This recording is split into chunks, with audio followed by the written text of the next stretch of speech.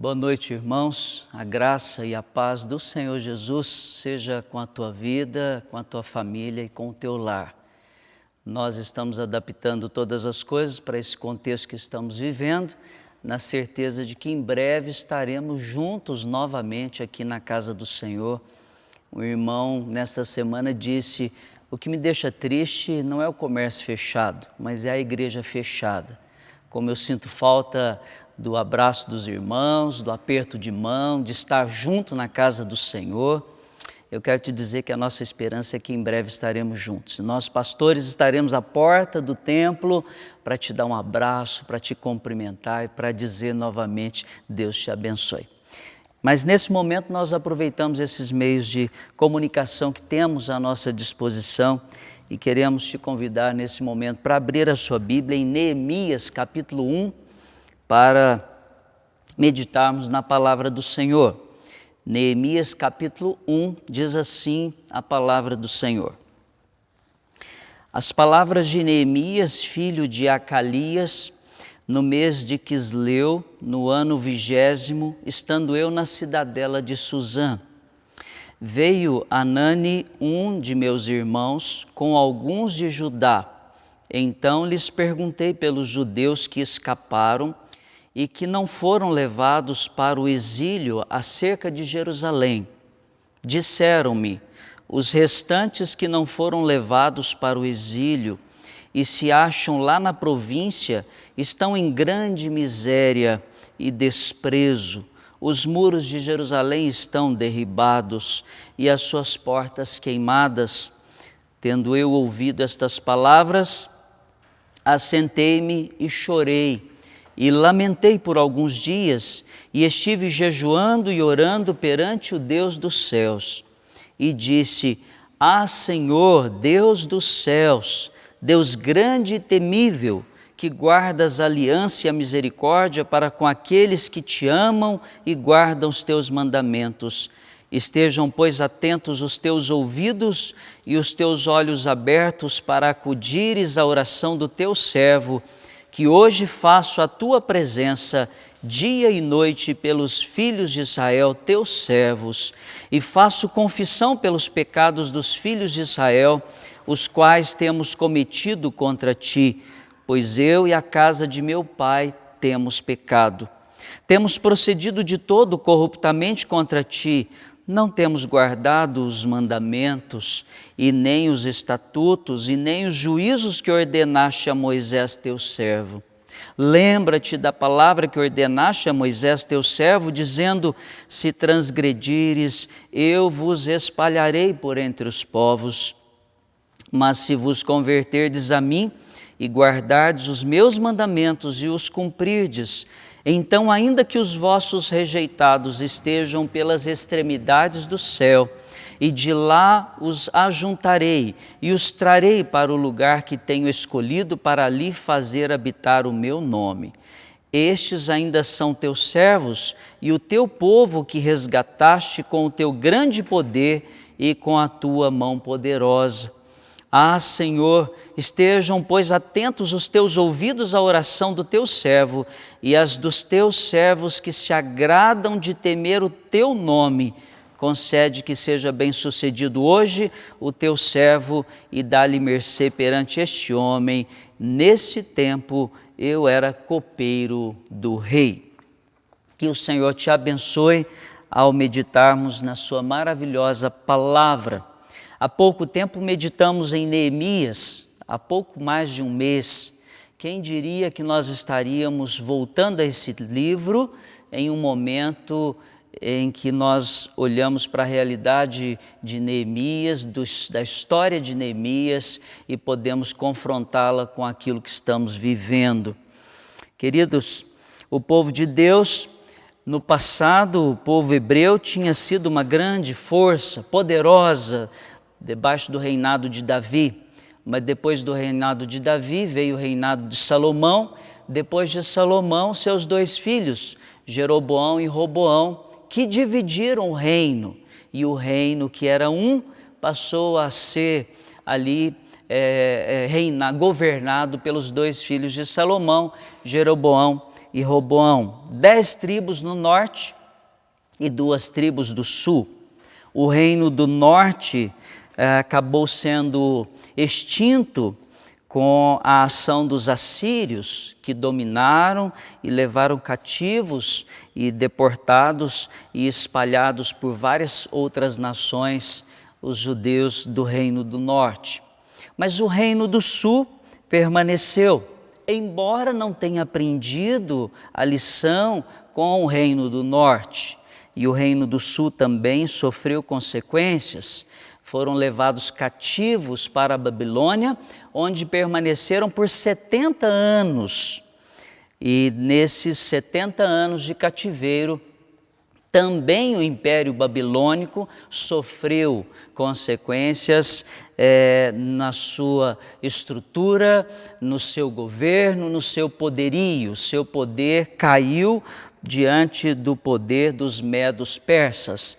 Os persas conquistaram a Babilônia e nesse período de 70 anos, aos poucos, os judeus foram sendo liberados para voltar a Jerusalém, como o profeta Jeremias havia predito, que por 70 anos o povo seria ali moldado, trabalhado, transformado pelo toque de Deus, usando uma nação ímpia, levando aquele povo ao cativeiro, e ali eles estariam sendo trabalhados, tratados. Mas depois de 70 anos estariam retornando a Jerusalém.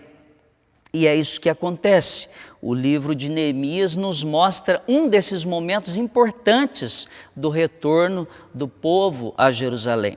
Houve 3 momentos importantes do retorno do povo de Deus, do contexto babilônico para Jerusalém. O primeiro momento foi o retorno de Zorobabel, quando no ano de 538 a.C., Zorobabel foi liberado para ir com um grupo a Jerusalém para começar a reconstrução do templo. Os alicerces foram lançados, o templo não foi concluído, levando 15 anos depois para o retorno e o término da construção. Mais tarde veio Esdras. Esdras foi usado por Deus como homem que trouxe o ensino de volta ao povo. Esdras vai a Jerusalém e ali no ano de 458, Esdras inicia um trabalho de ensino ao povo e o povo volta a repensar, a reavaliar a sua vida e a reorganizar a sua vida debaixo da orientação da lei de Deus. 14 anos mais tarde, viria os resultados deste ensino de Esdras com um grande avivamento e uma transformação na vida do povo. E finalmente, no reinado de Artaxerxes I para Artaxerxes I, no ano de 465 a 424 a.C., durante esse reinado de Artaxerxes, Neemias volta a Jerusalém. Mas para que Neemias voltasse a Jerusalém, nós vamos nos deter um pouquinho nesta oportunidade no capítulo 1 de Neemias e perceber como é que são os acontecimentos aqui no capítulo 1 e o que é que Neemias faz quando recebe notícias más. E eu quero pensar nesta noite sobre esse tema. Como é que nós agimos quando as notícias não são boas, quando as notícias são más? Nós estamos vivendo tempos de más notícias. A mídia, a televisão, os meios de comunicação nos informam o tempo todo más notícias. Como é que Neemias agiu? Como é que ele reagiu diante de más notícias? O livro de Neemias é dividido praticamente em 3 partes. Da primeira parte, nós temos o capítulo 1 até o 7, que é a reconstrução dos muros. Do capítulo de número 8 ao 10, nós temos a renovação da aliança sob a liderança de Esdras, e depois do capítulo 11 ao 13, nós temos a reforma da nação, o avivamento que veio ao coração do povo, depois que esse povo voltou a sua atenção à lei do Senhor. Mas enquanto esse tempo não acontece, o capítulo 1 narra exatamente aquilo que nós queremos focar nesta noite, a reação de Neemias diante de más notícias. Primeiro, quem é Neemias? Capítulo 1, versículo 1 nos mostra quem é Neemias. Os versículos 2 e 3 nos mostram a notícia que Neemias recebeu. E o versículo 4 ao 11 nos mostra a reação de Neemias. O que fez Neemias diante de más notícias? O texto sagrado nos mostra que Neemias é filho de Acalias. Neemias está ocupando nesse momento um lugar importante ali no reinado de Artaxerxes. Ele é copeiro real, ele é um homem que atingiu uma posição de confiança, de respeito. Ele é copeiro do rei Artaxerxes, ficava por dentro de segredos de Estado, ficava por dentro de preocupações, anseios, temores e conversas que havia no coração do rei, alguém que estava ali numa posição privilegiada de conhecimento de tudo que se passava, mas é alguém que, embora esteja ali naquele contexto, daquele império, é alguém que tem o coração no seu povo. O coração de Neemias estava ligado ao seu povo. Era um coração temente a Deus. Ele foi criado num lar judeu, recebeu a orientação do povo de Deus, da lei de Deus. Seus pais o ensinaram a amar, a honrar, a respeitar a Deus.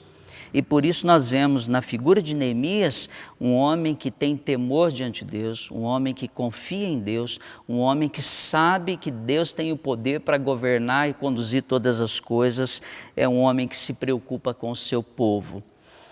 Nós olhamos para os versículos 2 e 3. Um irmão de Neemias, Anani, traz a ele uma informação. Como estavam os irmãos em Jerusalém? Aqueles que não foram levados cativos para a Babilônia e que permaneceram ali, um restante em Jerusalém.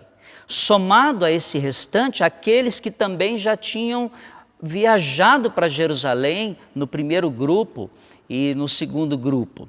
Como é que eles estavam? E o relato é lamentável. O texto diz que os restantes que não foram levados para o exílio se achavam na província, estavam em grande miséria, desprezo, os muros de Jerusalém estavam derribados, as suas portas queimadas. A situação era de tristeza, a situação era de angústia. A notícia era: o meu povo, o nosso povo, o povo de Deus estava passando por lutas ali em Jerusalém. As famílias estavam vivendo inseguras, as famílias estavam tensas, preocupadas, não tinha esperança.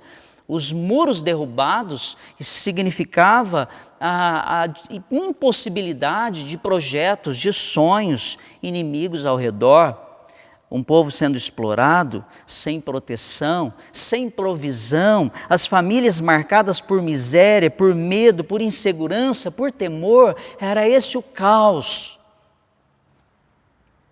Nós estamos vivendo dias em que a gente olha os noticiários. Exatamente hoje, nós temos mais de 6.000 mortos na Itália pelo coronavírus. Nós temos mais de 582 mortos nos Estados Unidos. No Irã, são 1.934 mortos. Na China, 3.277 mortos.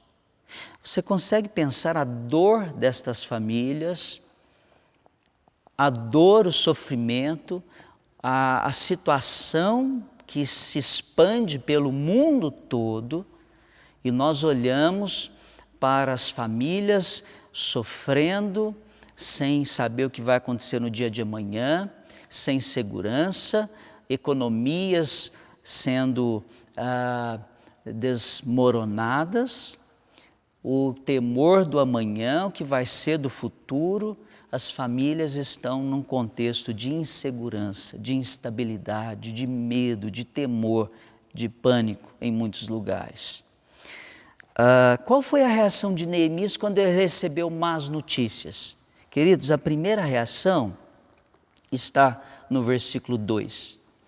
O texto sagrado nos diz que Neemias, diante daquelas notícias, versículo 4, chorou e lamentou por alguns dias.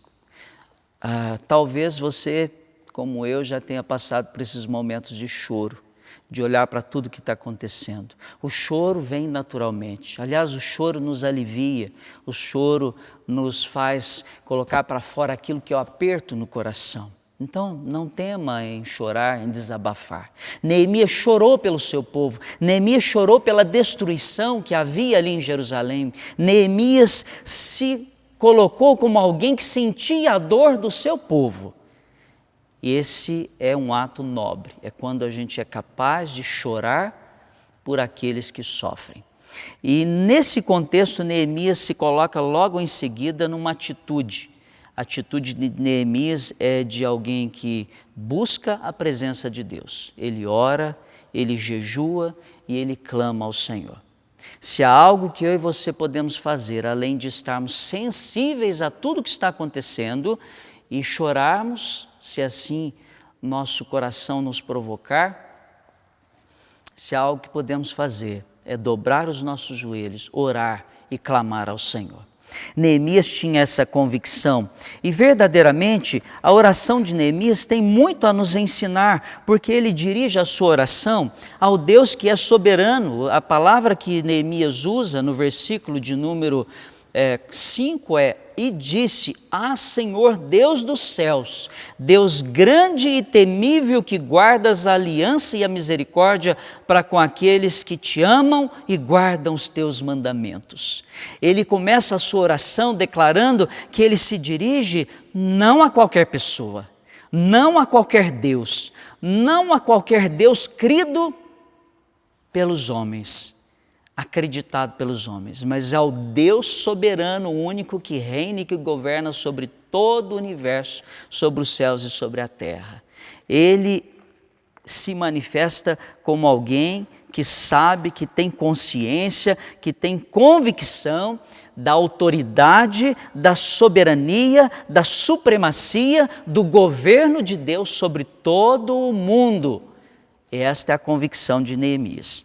E ele dirige a sua oração declarando com humildade aquilo que, de fato, ele entendia que era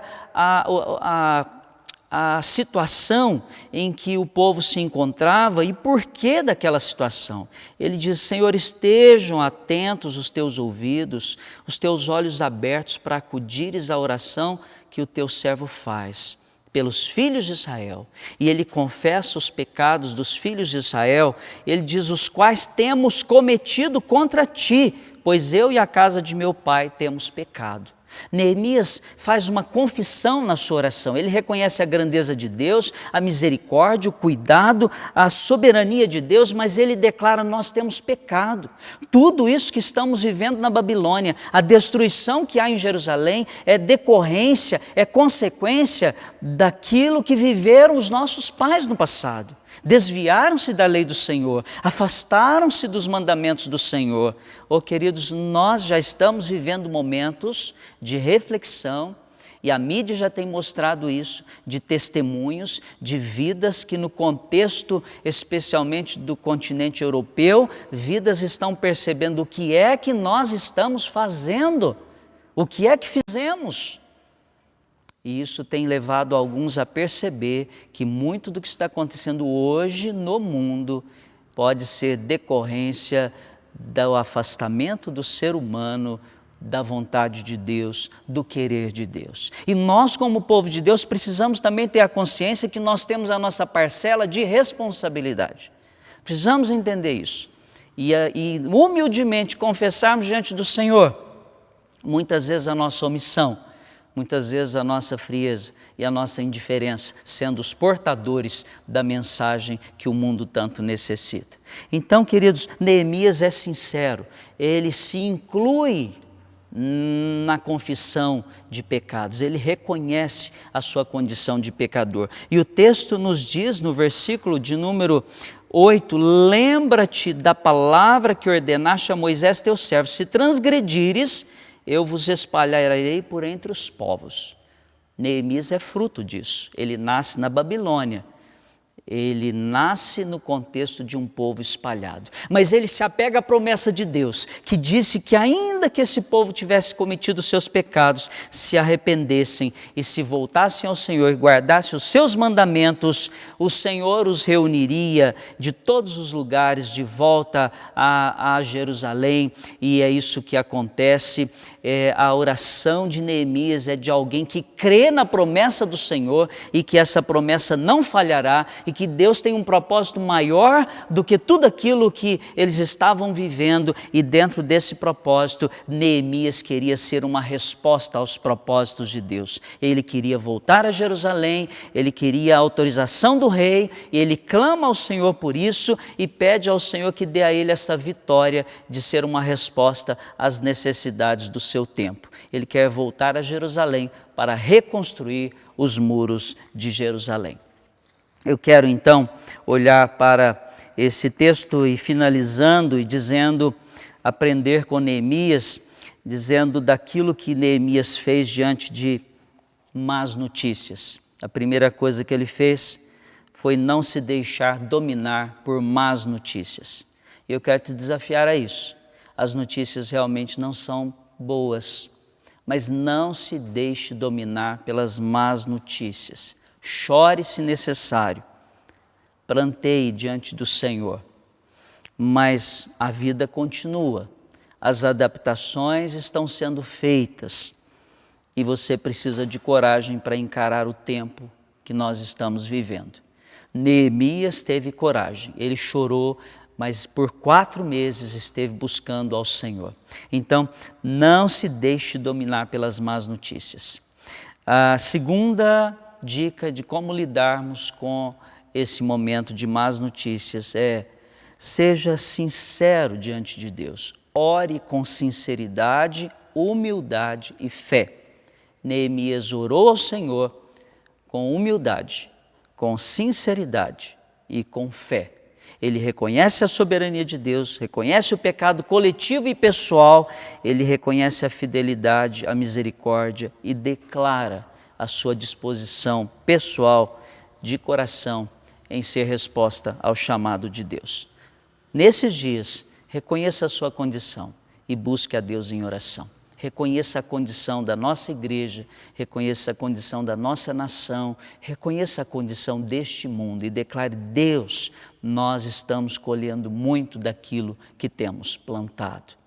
E ainda, por fim, coloque-se em resposta às necessidades desse momento. Coloque-se em resposta às necessidades desse momento.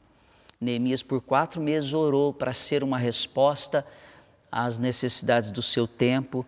O rei o autorizou e ele foi até Jerusalém e se tornou uma resposta aos desafios da sua época.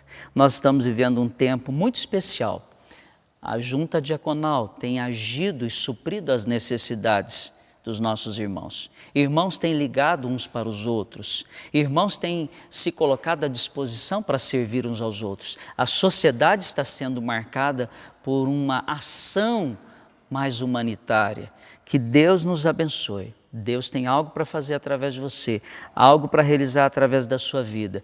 Responda sim à vontade de Deus, ao querer de Deus, e se coloque como resposta ao chamado de Deus. Coloque-se pronto a servir dentro daquilo que lhe é possível fazer hoje, no momento em que estamos vivendo. Que Deus assim nos abençoe, que as más notícias não tomem conta do nosso coração, mas que elas nos conduzam a viver mais na presença de Deus e em resposta ao querer e à vontade de Deus para as nossas vidas como povo escolhido dele. Que Deus assim te abençoe, em nome de Jesus. Amém.